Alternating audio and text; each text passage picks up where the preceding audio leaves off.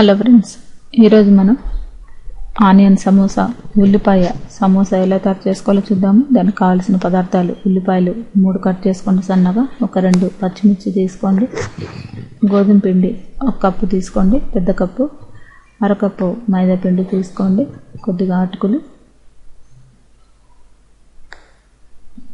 కొత్తిమీర, కొద్దిగా oil deep ఫ్రైకి సరిపడా కొద్దిగా అటుకులు, అరకప్పు ఉప్పు, రుచికి సరిపడా జీలకర్ర, కొద్దిగా కారం కొద్దిగా తీసుకోండి.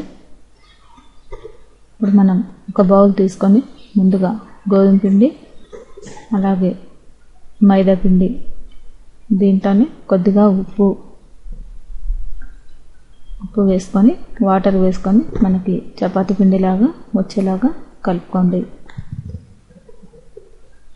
మనకి ఒక 10 నిమిషాల పాటు కలుపుకొని ముందుగా పక్కన పెట్టుకోండి.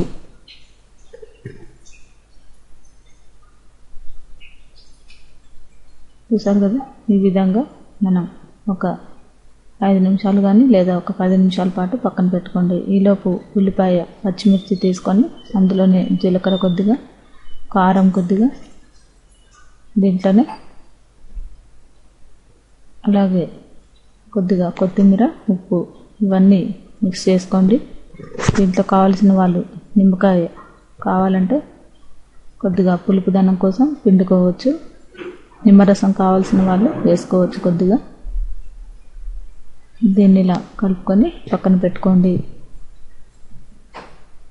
ఇప్పుడు మనం ఒక చపాతీలాగా పల్చగా చేసుకోవాలి.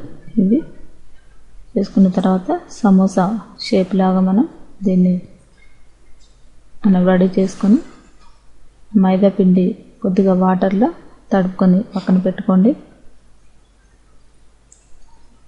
దీన్ని మనం ఇలా మనకి వేయించేటప్పుడు ఈ లోపల ఉన్న మిశ్రమం బయటికి రాకుండా ఉండడానికి ఇలా మైదా పిండితో మనం మొత్తం కూడా స్ప్రెడ్ చేసుకోవాలి.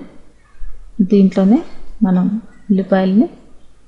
ఉల్లిపాయ మిశ్రమాన్ని పెట్టుకొని అదే మైదా పిండితో దీన్ని మొత్తం కూడా పై భాగాన్ని కూడా మూసివేయాలి.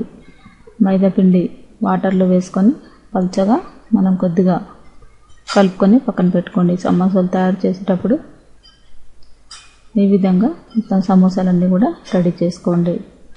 ఇప్పుడు డీప్ ఫ్రైకి సరిపడా ఆయిల్ వేసుకొని దీంట్లో మనం ఇవి లైట్ బ్రౌన్ కలర్ వచ్చేంత వరకు వేయించుకోవాలి. ఇది మనకి లో ఫ్లేమ్లో వేయించుకుంటే బాగుంటుంది. ఇవి మనకి ఈవినింగ్ స్నాక్ ఐటెం లాగా చాలా పనికొస్తాయి. తినడానికి కూడా చాలా టేస్ట్గా ఉంటాయి. ఇప్పుడు ఈ వర్షాకాలంలో ఇలాంటి ఐటమ్స్ మనకి స్నాక్ ఐటెంలో చేసుకొని తినడానికి చాలా బాగుంటాయి.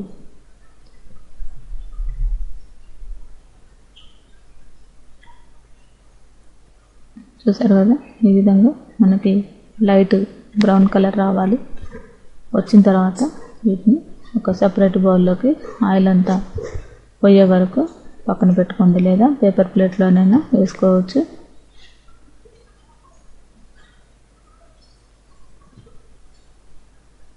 ఈ విధంగా మనం ఈ సమోసాలన్నిటిని కూడా రెడీ చేసుకొని పెట్టుకోవచ్చు.